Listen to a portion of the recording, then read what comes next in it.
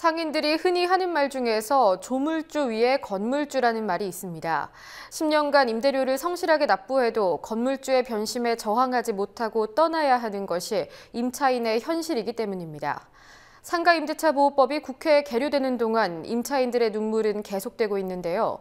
건물주의 명도 소송에 어제자로 임차권을 빼앗긴 한 상인은 쫓겨나지 않겠다는 결의를 다지면서 오늘 재개업식을 열었습니다. 성지훈 기자가 취재했습니다. 2006년 개업한 종로구 청진동의 만복은 인근에선 유명한 주점입니다. 늘 손님으로 장사진을 이루는 유명 점포는 아니지만 인근 회사원들 사이의 입소문으로 단골 손님을 늘려가며 골목 터줏대감으로 자리 잡았습니다. 하지만 횟수로 벌써 10년째 장사해온 만복이 오늘 다시 개업식을 했습니다.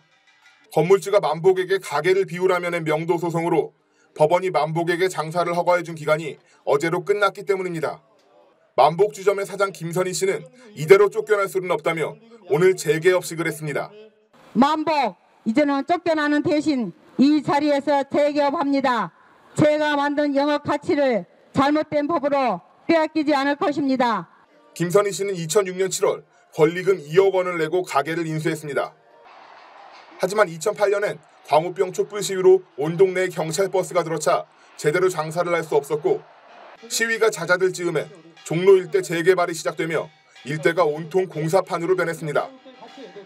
최근에야 재개발이 끝나 상권이 복구되며 차츰 매상이 회복세를 보이고 있었습니다.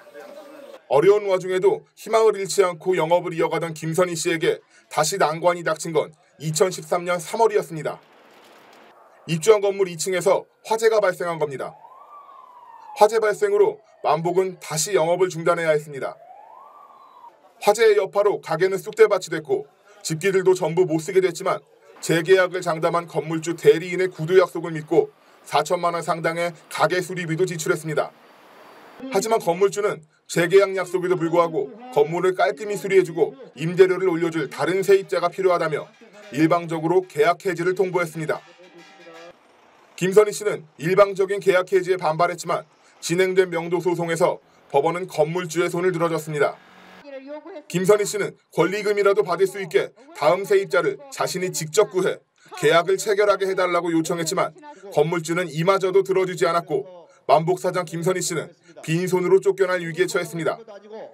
빚만 안고 나가는 거죠. 이를테면 지금 건물주가 주장한 대로 쫓겨난다면 빚만 안고 나가는 거죠.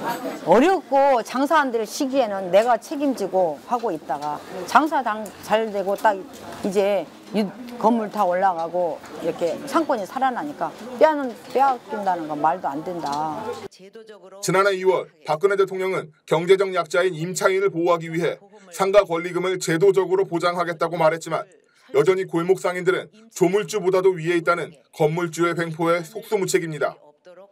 만복 사장 김선희 씨와 상가 세입자 피해자 모임인 맘편히 장사하고픈 상인 모임은 상가 권리금을 법제화하는 내용의 상가임대차 보호법 개정안이 제때 통과됐더라면 이런 일은 없었을 것이라고 주장합니다.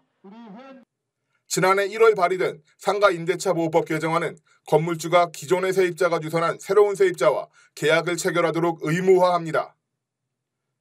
현행법의 한계로 권리금을 받지 못하고 내쫓기는 영세 세입자들을 보호하려는 취지입니다. 하지만 아직도 법안이 통과되지 않아 김선희 씨는 법의 보호를 받을 수 없습니다. 상가임대차 보호법의 문제는 쫓겨나는 거를 사실상 법이 쫓겨나는 거를 합리화하고 합법화하고 있다는 게 이제 문제가 되는 거죠. 처음에 장사를 할 때 들어갔던 권리금도 그렇고 장사를 하면서 쌓여왔던 영업 가치라든가 생긴 권리금이나 이런 것들을 비롯해서 모든 것을 잃을 수밖에 없는 상황인 거죠. 일부 건물주들은 법의 맹점을 이용해 임대료를 천정부지로 올리는 횡포를 저지르기도 합니다. 기존의 세입자에게는 권리금을 인정해주지 않고 쫓아낸 뒤 새로 들어온 세입자에게는 권리금이 없으니 대신 임대료를 많이 내라는 방식으로 신규 세입자에게 훨씬 높은 임대료를 받아 챙기는 겁니다. 만복 바로역 건물에서 300만 원대의 임대료를 내고 장사하던 한 중식당은 지난해 권리금을 받지 못하고 가게를 비워줘야 했습니다. 현재 그 중식당이 있던 자리에 권리금을 내지 않고 새로 들어온 점포의 월세는 1,600만 원에 달합니다. 세입자의 몫인 권리금을 건물주가 약탈하는 셈입니다. 더구나 이처럼 임대료가 천정부지로 솟으면 더 이상 개인 사업자가 장사를 할 수 없어 결국은 상권 자체가 파괴되는 이른바 상권의 백화 현상도 일어나게 됩니다. 아무것도 없던 어떤 그냥 뭐 주택가 같은데 이제 문화인들, 예술가들, 뭐 상인들이 들어가서 개성 있는 아이템들로 막 장사를 하고 그 거리 자체가 활성화되는 경우가 많이 있잖아요. 이를테면 홍대 지역도 그랬고 뭐 가로수길도 그랬고. 근데 이렇게 되다 보면은 사람들이 몰리게 되면은 임대료가 올라가게 되고 뭐 그렇게 되면은 자연히 이제 임대료가 올라가면은 그거를 감당하기 어려운 최초의 이 거리를 일궜던 사람들은 쫓겨나게 되는 상황인 거죠. 상권이 활성화돼서 임대료가 올라갔는데 그 뒤로 이제 유입되는 어떤 사람들도 되게 많아졌겠지만 기존의 어떤 개성 있던 상권들, 사람들이 찾는 거리들이 아니게 되는 거죠. 그래서 결국 그렇게 되면 높아버린 임대료만 남게 되고 더 이상 이제 감당할 수 없는 사람들은 다 떠나게 되니까. 맘상모를 비롯한 상가 세입자들은 권리금을 약탈하고 임대료를 높이는 건물주들의 전횡이 결국엔 건물주와 세입자 모두에게 피해를 입힐 것이라고 경고했습니다. 국민TV 뉴스 성지훈입니다.